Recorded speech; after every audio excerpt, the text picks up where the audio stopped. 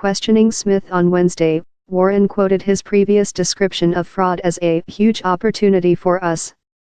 Now, Mr. Smith, now that information for about 145 million Americans has been stolen, is fraud more likely now than before that hack? Warren asked. Yes, Senator, it is, Smith replied. So the breach of your system has actually created more business opportunities for you, Warren said. Warren went on to highlight how Equifax has already sought to make money off of the September breach.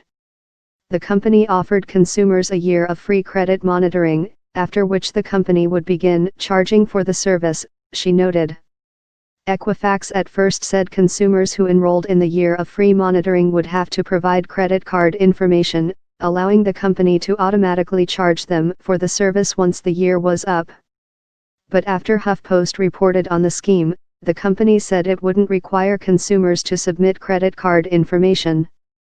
Warren also pointed out that LifeLock, a credit monitoring company that has increased its business tenfold since the Equifax breach, contracts services to Equifax.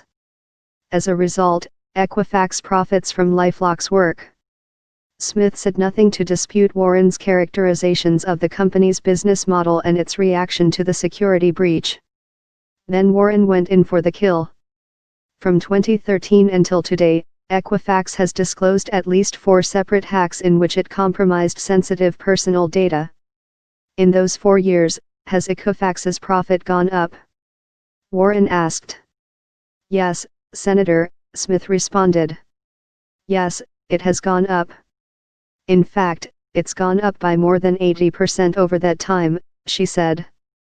The result, Warren said, was a company and industry with little incentive to invest in security measures to protect consumers' personal data. Equifax did a terrible job of protecting our data, because they didn't have a reason to protect our data, Warren concluded. The incentives in this industry are completely out of whack. It was not all serious, however. In an attempt to satirize Smith, a prankster sat directly behind Smith in the audience sporting a top hat and 19th-century mustache.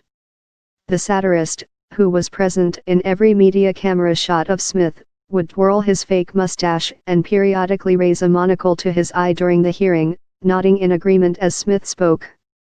Equifax is one of 3 major companies, along with Experian and TransUnion, that track the credit histories of consumers who take out loans or purchase a credit card, and use the data to compile credit scores that they sell to lenders assessing the creditworthiness of borrowers.